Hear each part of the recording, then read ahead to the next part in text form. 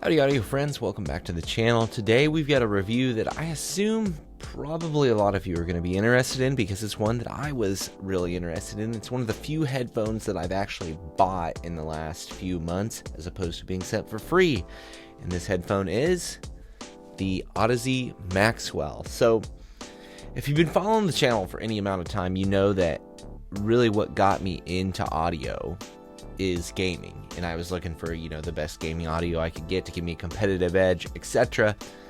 Turns out I'm not a great gamer, so I'm not really competitive, so that kind of went out the window. But still, my love for audio stays strong, and I do, when I'm playing games, I really do want a great audio experience. I want to be immersed. I want to have good imaging. I want all those things still.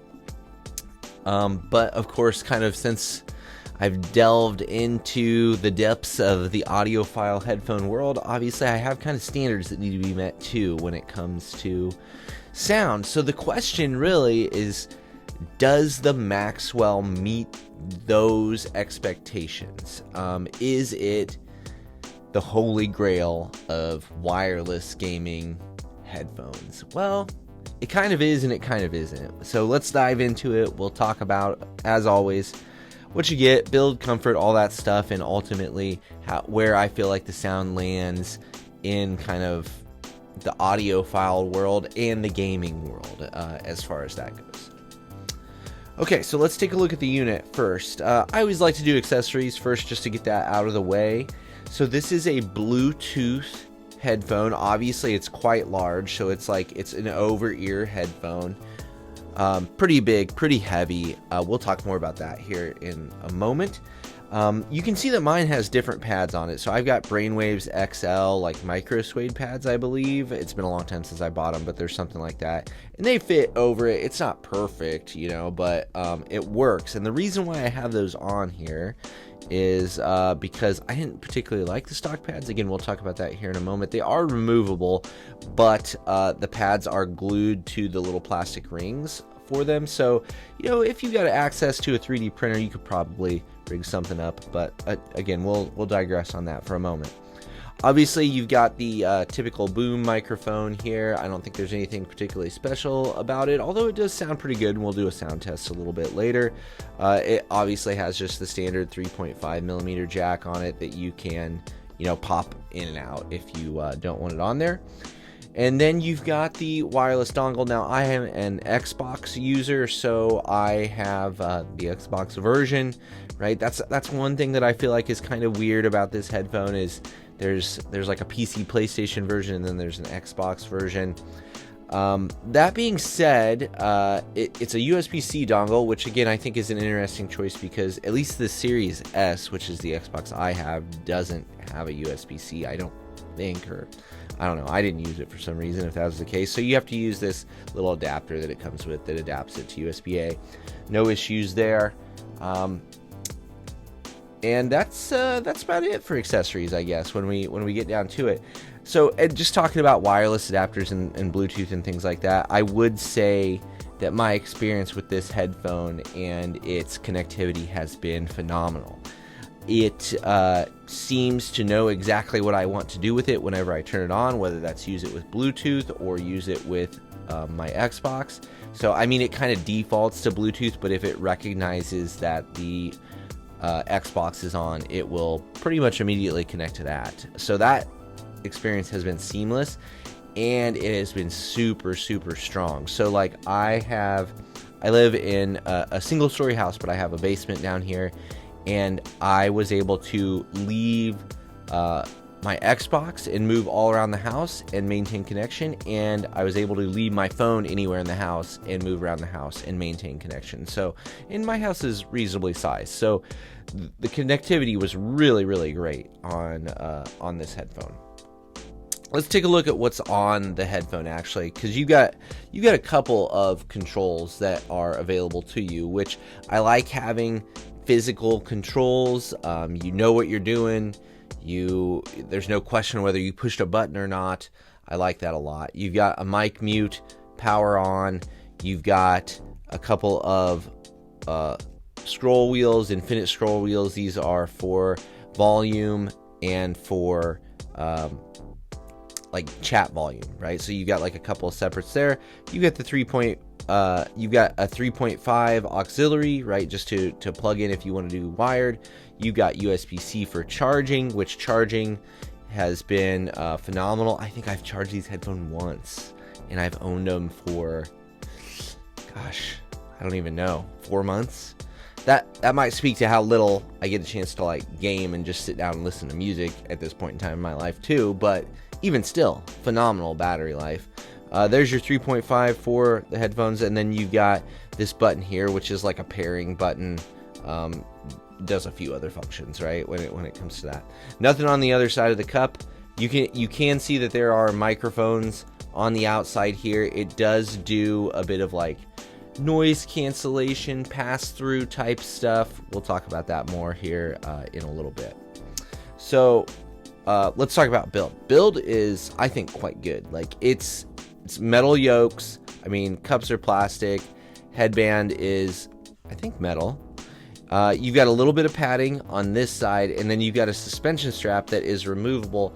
You can see, if you can get it in there, there are a couple of screws that are holding that in, and that's the extent of the adjustability on this headphone. So that's one thing that I would knock it for, is you can move this suspension strap up and down, and that gives you a little bit of adjustability, but there is no adjustment here on the yokes. Like, they don't pull out. I thought that was an interesting choice. Of course, it feels super robust because of that, and the swivel on these guys is really nice too. So maybe that was a good choice, although I found with the stock pads that I wasn't able to quite get the fit that I really wanted. And that's kind of important for these guys because they are pretty heavy. I mean, you can see they're a big, heavy headphone. You know, it's an Audeze, and although it's not maybe the same extent as their like larger, you know, like LCD2 and stuff like that, it's still heavy, and I found it to be actually less comfortable than those, especially with the stock pads.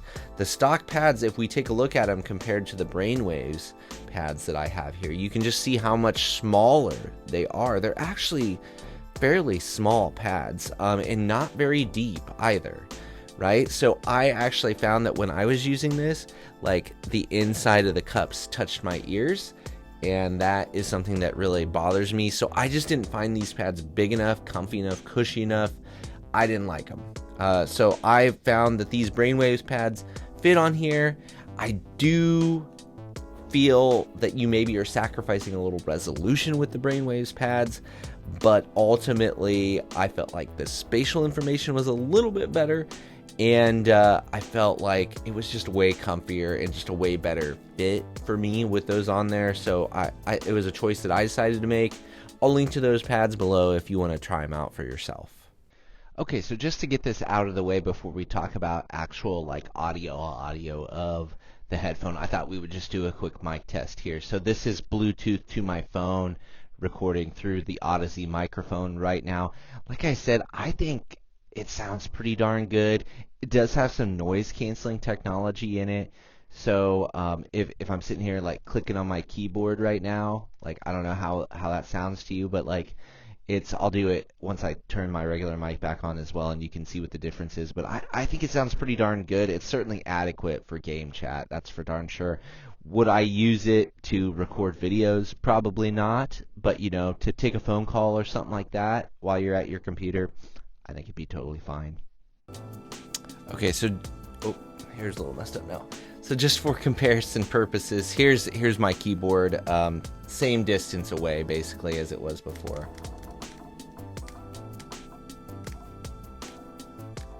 Of course, you can hear my Mac is doing something too over there, but that's what it sounds like.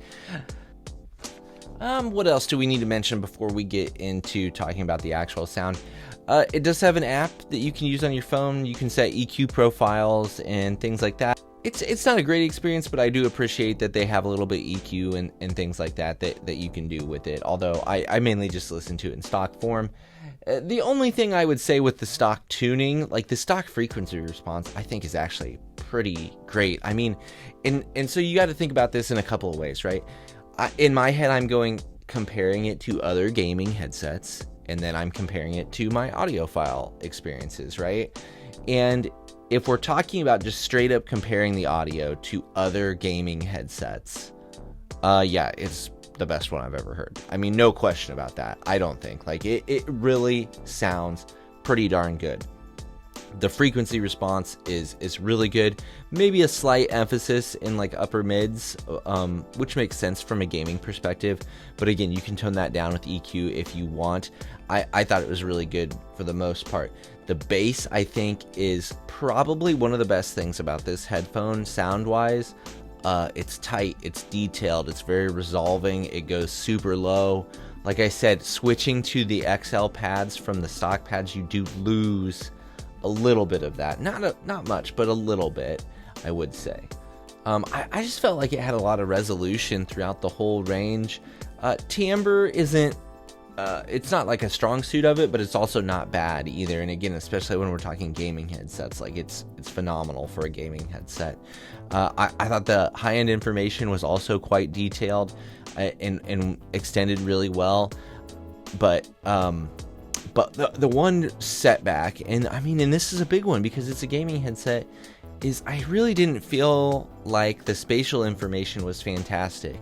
I didn't feel like the imaging was fantastic. I felt like, in my mind, it felt congested. Like, that was the term that I used. I didn't get that great sense of space, which, again, is something that I put a lot of emphasis on for both gaming and audio listening, right? Like, I like that spatial information.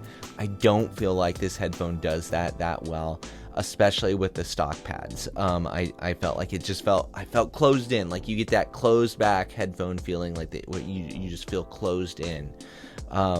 So I felt like that was the one big drawback to this headphone.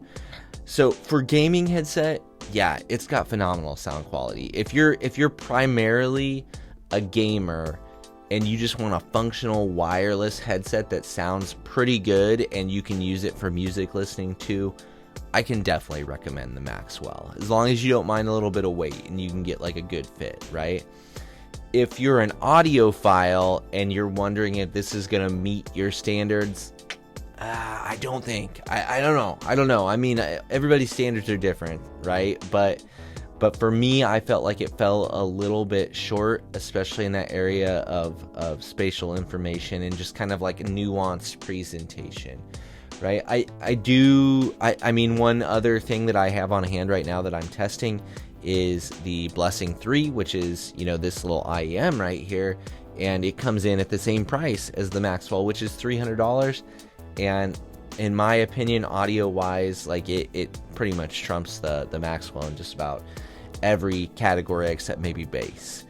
And even just thinking about playing games and having that, like, again, great imaging presentation, I really like the new DT700X for a closed back, or even the 770 I still think is a viable closed back headphone. And I've got the 900X, which is what I had been primarily using as my gaming headset. And I honestly, I still prefer having that open headset when I'm gaming over this. The Maxwell offers a lot of convenience, but for me, I just don't think it makes the cut. Again, by no means is it a bad headphone. It's a great headphone, and again, especially when you're comparing it to other wireless gaming headphones, yeah, I would say best in class. But, if you're nitpicky, if you're like a nitpicky audio person, it might not do it for you. I know a lot of people, even in the audiophile world, have really been praising this headphone. Again, I'm saying it's a good, solid gaming headphone. But again, if you're coming from this and you've only been using gaming headsets and you're looking to get the best wireless gaming headset, I think this is a pretty safe bet for that. If you don't mind using wires and you're a nitpicky audio nerd, you might probably can find something. You probably can find something that suits you a little bit better. So for me, I think the 900X is still going to be like my gaming headphone. But you know what? I was super happy to try the Maxwell. Like, I'm glad I gave it a shot. Obviously, tons of people are heaping praise onto it, and probably rightly so. But just don't. You have to come in with all these things with reasonable expectations. I think is really, one of the big lessons in testing all this audio gear and stuff like that. Is if you set your expectations way high, it's pretty rare that something actually like hits that hype mark. You know what I mean? So just reasonable expectations. I think you'll be pretty happy with it. But that's not to say it's perfect for everybody. What about you? Have you tried it? Do you have it? Do you use it compared to other wired things? Do you agree with my assessment? Do you think it blows everything out of the water? Is it the best thing? Drop any and all of those comments and opinions down below. Always appreciate that. Always think that's useful for other people to see those additional opinions. Thank you for your time. Thank you for watching, and hopefully I'll see you in the next one real soon.